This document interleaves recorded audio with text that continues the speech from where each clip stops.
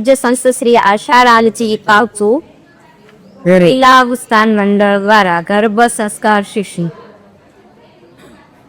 તો એની અંદર આવે છે ના કરતા મોટી, એની અંદર આવે છે ગર્ભ સંસ્કાર કેન્દ્ર ચાલે છે. એની અંદર આવે છે કે ભાઈ ગર્ભમાં બાળક હોય ત્યારે કેવા કેવા સંસ્કારો આપવા જોઈએ અને કે કઈ રીતે આપણે સારા સારા બાળકોને લાવીએ, તેજસ્વી બાળકોને લાવીએ. જેમ કે પગલા પ્રહલાદની માતા કયાદુએ જીવનમાં સત્સંગ સાંભળ્યો નારદજી, તો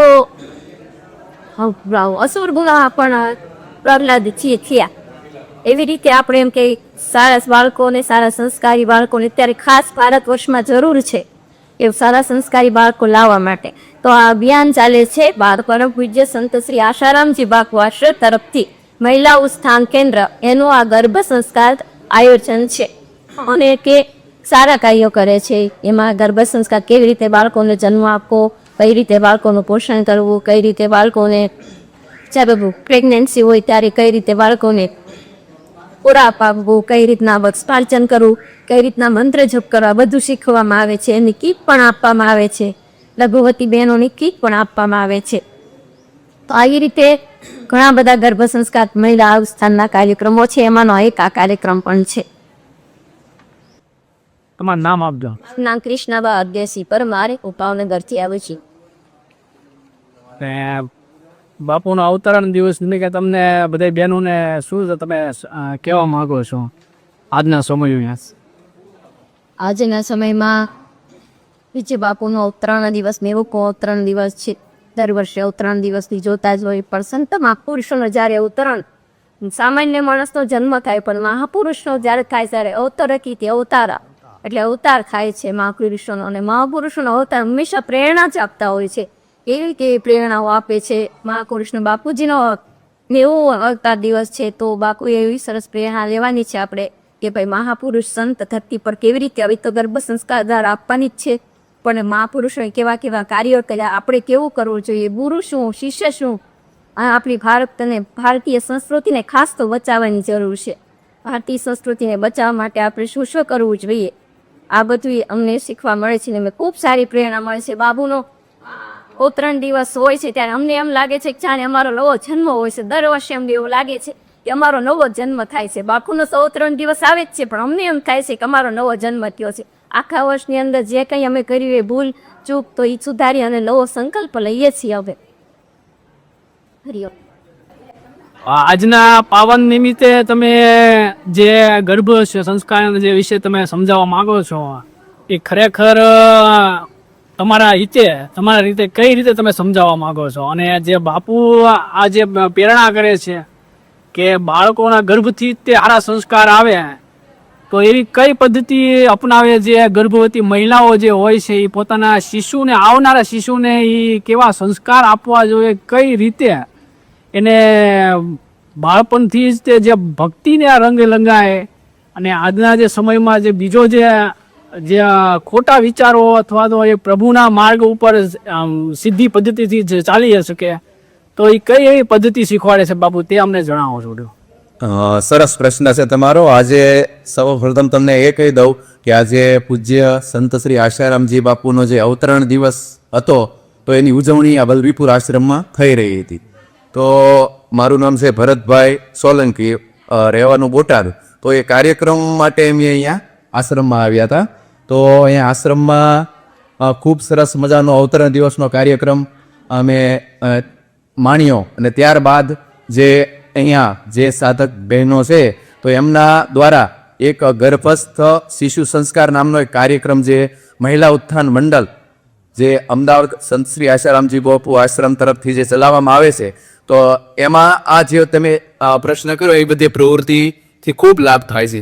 જેવી કે આજના સમયમાં તમે જાણો જ છો કે બહેનોને જે પ્રસૂતિ થાય છે એ મોટા ભાગે સિઝેરિયન ઓપરેશનથી કરવામાં આવે છે. તો બાપુ એક આયુર્વેદિક પદ્ધતિનો જે છે ચિકિત્સા, એના દ્વારા એક ઉપાય બતાવે છે કે જે ગાયનું જે છાણ, જે પ્રસૂતિ બહેન હોય એમને જે ગાયનું તાજા છાણનો જે રસ આપી અને જે પ્રસૂતિ થાય છે એ મોટા ભાગે નોર્મલ થાય છે અને બાળક પણ સ્વસ્થ રહે છે. આજે જે શિશુ સંસ્કાર એ ખૂબ મહત્વના છે. કઈ રીતે? તો કે જો બાળકને આપણે અત્યારે સંસ્કાર આપીએ, પણ જો એને સંસ્કાર પહેલેથી જ એટલે કે ગર્ભાવસ્થાથી જ મળે તો એનો જે પ્રભાવ છે એ ખૂબ ઊંડો પડે છે. તો પૂજ્ય ગુરુદેવ કેટલું ધ્યાન રાખે છે, જે બાળક છે એમના માતાજીના જે ઉદરમાં હોય ત્યારથી લઈ પછી બાળક મોટું થાય તો એને આશ્રમ દ્વારા એક બાળ સંસ્કાર કેન્દ્ર એ ચલાવવામાં આવે છે. તો બધા જ શહેરોમાં અને આશ્રમોમાં ચાલે છે. તો એ બાળ સંસ્કાર કેન્દ્ર, પછી એ બાળક મોટું થાય તો એ યુવાન બની જાય, તો યુવાનીમાં જો એ બાળક પતિત ન થઈ જાય એ માટે યુવા સેવા સંઘ એક કાર્યરત છે. તો એના માટે યુવા સેવા સંઘ છે. અને પછી મોટા થાય તો એમના માટે બાપુજી સત્સંગ દ્વારા ઘણો લાભ મળે છે. અને બહેનોને પણ મહિલા ઉત્થાન મંડળની રચના કરવામાં આવી છે, એના દ્વારા મહિલાઓને પણ એનો ખૂબ લાભ મળે છે. તો આજે ગર્ભસ્થ શિશુ સંસ્કાર છે એનાથી બાળકને એના ગર્ભથી જ એને સારા ભક્તિના આધ્યાત્મિક સંસ્કાર મળે છે. અને આજના એક તમે જોવો છો કે યુદ્ધનો આ યુદ્ધ એ અશાંતિનું એક બહુ મોટું દૂષણ થઈ ગયું છે, અશાંતિ. તો આ યુદ્ધને કેના કે કેમ કે એમને સંસ્કાર નથી મળ્યા શાંતિના. તો આપણા ભારત દેશમાં આવી રીતે મહિલાઓને જે સંસ્કાર પહેલા આપવામાં આવતા એ આજના ભૌતિક યુગમાં બધું ભૂલાઈ ગયું છે.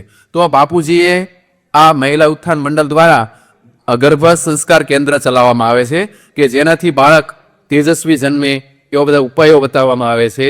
અને બાળકની સાર સંભાળ કેવી રીતે રાખવી, પ્રસૂતિ સમય દરમિયાન બહેનોએ શું કાળજી રાખવી, શું ખાવું, શું ન ખાવું, જેથી એમને તકલીફ ના પડે, એ બધી જ બાબતોનું જે સંકલન છે એ આ ગર્ભ સંસ્કાર કેન્દ્રમાં મળે છે. તો અમે આપણા દેશની બહેનો, બધી જ બહેનોને એ કહેવા માગીએ છીએ કે આ ગર્ભ સંસ્કાર કેન્દ્ર સાથે, મહિલા ઉત્થાન મંડળ સાથે જોડાય અને આપના દેશના ભવિષ્યનું એક ઉજ્જવળ બને એ માટેના એક પ્રયાસ કરવામાં આવી રહ્યા છે. તો બસ આટલું જ કહું છું કે ખૂબ બધાનો લાભ લે. અને આ કોઈ કપોળ કલ્પિત વાત નથી, આ આપણા જે શાસ્ત્રો ઋષિ મુનિઓના જે અનુભવો છે એનો આ નિચોડ છે. એટલે આનું આપણે શાસ્ત્રમાં મહાભારતમાં એક પ્રસંગ આવે છે કે અભિમન્યુનો જે પ્રસંગ છે એને જ્યારે એ એમના માતાના ઉદરમાં એનો વિકાસ થઈ રહ્યો હતો ત્યારથી જ એની માતા દ્વારા આ જે ચક્રવ્યૂહ એના જે કેવી રીતે એને ભેદવું એના સંસ્કાર એને એના માતા દ્વારા એના ગર્ભમાં જ આપવામાં આવ્યા હતા. તો એનાથી આ શાસ્ત્ર પ્રમાણ છે. એવી જ રીતે ઘણા હાલમાં આપણે આ સમયમાં જોઈએ છીએ કે બાળકનો જન્મ થાય તો એ જન્મ વખતે ઓમ ઓમ બોલે છે એની ભાષામાં, તોતણી ભાષામાં. તો એની માતા દ્વારા જ્યાં એને ધ્યાન ભજન કરવામાં આવ્યું છે કે શાસ્ત્રોનું પઠન ચિંતન કરવામાં આવ્યું છે, તો આ રીતે બાળકના સંસ્કાર એના જન્મતા વેદ જ એને દેખાવા લાગે છે. તો આવા ઘણા પણ પ્રમાણ છે.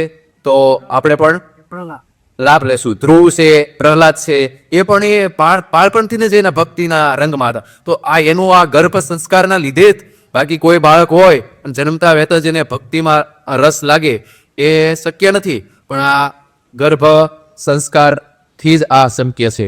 હરિઓ.